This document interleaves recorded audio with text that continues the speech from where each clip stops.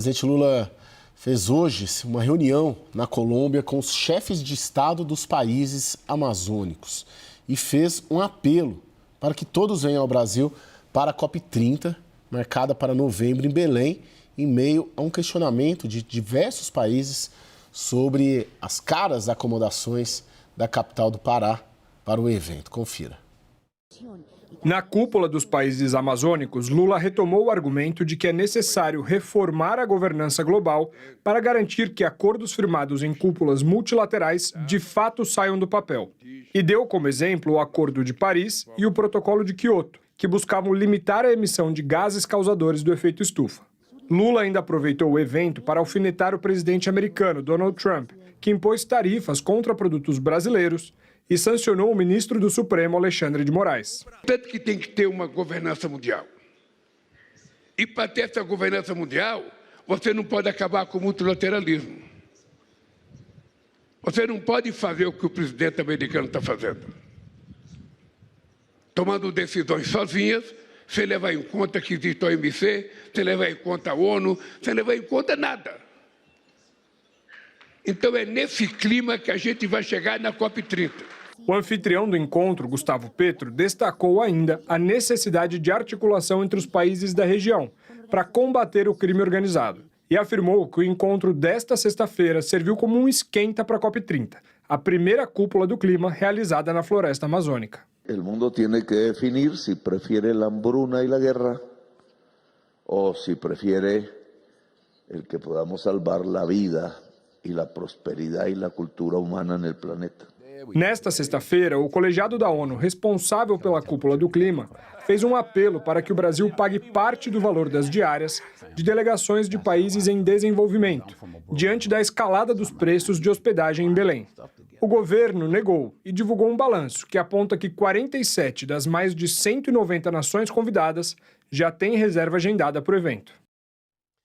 E aí, Lorival, qual a chance dessa COP ser um fracasso? Bem, infelizmente, esse problema aí da acomodação está pegando muito forte, com grandes empresas cancelando a vinda para a COP, né? E também países. Os europeus, por exemplo, eles olham para esses valores, assim, fiquei sabendo de diárias de R$20 mil, né? Olham para esses valores e acham que não dá, né? Que é obsceno, que eles até teriam esse dinheiro, mas vai muito além dos critérios de governança, né? Dos países, dos governos e também das empresas. Então, acho que o governo brasileiro, junto com o governo paraense, precisam tomar alguma atitude urgente para salvar realmente a COP, que é uma oportunidade histórica para o Brasil de se apresentar para o mundo como aquele país que tenha as maiores soluções, né, e pode prover o mundo com aquilo que o mundo mais precisa, que são alimentos, energia renovável, água potável e sequestro de carbono. Agora, Lorival, você, na sua percepção, o problema maior para a COP é um problema interno nosso, de organização, de planejamento, de oportunismo, né?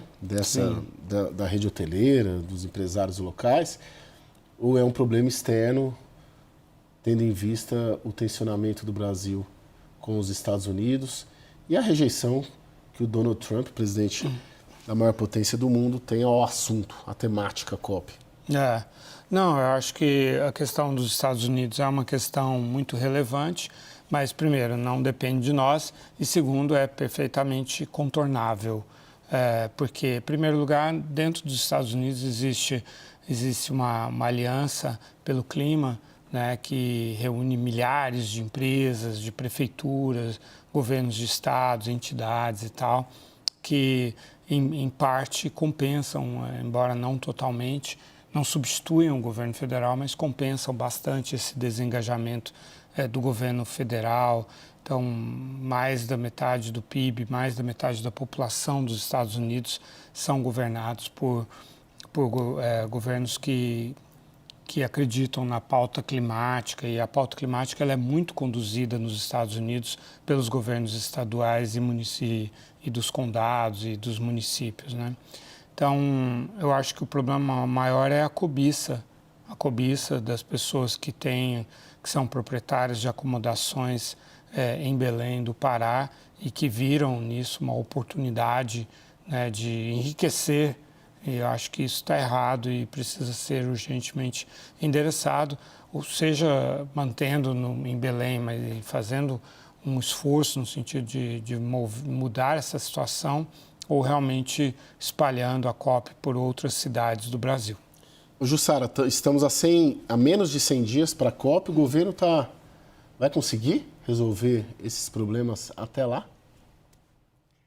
O governo está irredutível em várias frentes. A primeira delas é rejeitar que a COP seja dividida com outras cidades. Inclusive, o Rio de Janeiro já se ofereceu, o prefeito do Rio de Janeiro se ofereceu para receber, ou há possibilidade, já falaram também de São Paulo, e o governo não quer falar nisso porque considera importante para a imagem do país que essa COP seja realizada na região amazônica. E acontece que o que o governo vê como ativo, diante do que a gente está vendo dessa crise da hospedagem, isso pode atrapalhar e muito o efeito, né? O resultado dessa COP pode ficar marcada por essa crise da hospedagem, da questão da hotelaria. Os casos que vem se acumulando não é de agora. Há alguns meses já vinham esses alertas de que a questão da hospedagem vinha se agravando e agora, há menos de 100 dias, eu acho que são 80 dias, tem situações, inclusive, de inquilinos relatando que estão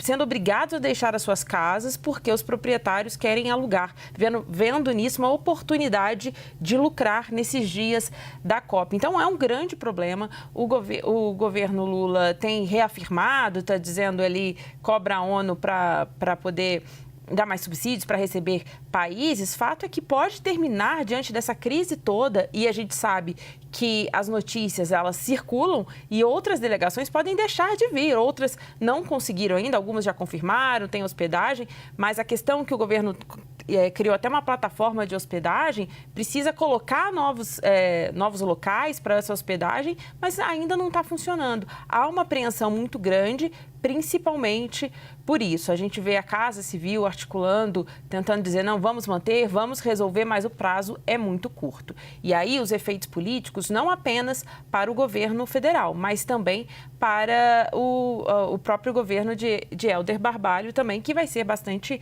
cobrado por isso. Agora, precisa a gente lembrar que o governo via nessa COP a ideia de fechar com chave de ouro a trinca de grandes eventos. A gente começando com o G20 no ano passado, o BRICS nesse ano, e queria repetir, segundo a avaliação do governo, um grande evento com chave de ouro, mas está esbarrando nessa questão de logística. Lorival, eu sinto nessa cobertura, e já fiz matéria sobre COP, você também, a imprensa, no geral, abraçou a COP. Eu sinto que se organizou para fazer essa cobertura, inclusive nós aqui da CNN, né? Teremos um time grande lá em novembro, eu inclusive, e o setor privado também, brasileiro. Eu sinto que está muito bem mobilizado, da indústria ao agronegócio. Agora, a elite política, não. Você não vê quais os grandes debates hoje no Brasil. Anistia, né? Por que isso? E nos outros países é assim também? Bem, as COPs, elas acabam ficando mais restritas em todos os países. Há um ambiente de debates assim, que é mais especializado realmente, né? Entre empresas, organizações não governamentais, associações e o setor público, né? Então, isso é normal. Agora, no caso do Brasil, eu vejo duas questões. Quer dizer, em primeiro lugar, o Brasil, pelos fatores que eu enumerei antes, o Brasil deveria estar bem mais engajado, né, nisso, porque é uma oportunidade histórica de inserção global do Brasil pelas características que ele tem na parte de energia, de sequestro de carbono, de florestas, de biodiversidade, de povos tradicionais, de saberes.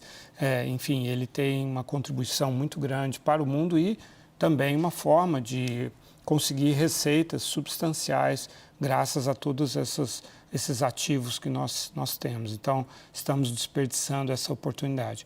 Em segundo lugar, eu acho que o Brasil vive um momento político diferente dos outros países, né? Isso que você falou se aplica a todos os outros problemas do Brasil. O Brasil não está discutindo nenhum dos seus problemas e está criando novos problemas para si mesmo. Então, o Brasil está andando para trás, realmente, né? Tá cada vez submergindo mais nos seus próprios problemas, criando novos problemas e perdendo a capacidade de resolver problemas, né? E aumentando a capacidade de criar problemas. Então, acho que nós estamos realmente num lamaçal do ponto de vista político, com os políticos pensando só nos seus interesses pessoais, paroquiais, no máximo partidários, mas sem nenhuma visão do Brasil e tal. Isso se aplica a tudo e se aplica à questão da COP também. Ô Lorival, só para concluir, nosso tempo está acabando. Na sua percepção, o desdém, vamos dizer assim, do presidente dos Estados Unidos, Donald Trump, por si só, não é suficiente para impedir que a COP funcione? Pelo contrário, esse desdém ele gerou um incentivo nos outros grandes poluidores, que são, sobretudo, a China, e eu registro isso na China e na Europa, não necessariamente na Índia, que deveria estar também com esse tipo de reação, mas uma oportunidade de se diferenciar geopoliticamente, ganhar poder brando, prestígio, em contraste com a atitude do governo federal americano e, nesse sentido, até isolar o governo federal americano, o governo Trump. Existe esse incentivo. Então, a COP ela poderia ter aproveitado esse incentivo geopolítico para exercer uma diplomacia ambiental com as regiões dos Estados Unidos, os estados, os municípios, as empresas, as associações e tal, e realmente enfraquecer esse negacionismo climático do governo Trump. E é lamentável realmente se a COP perder força, atração, participação por causa de problemas de preço de hospedagem.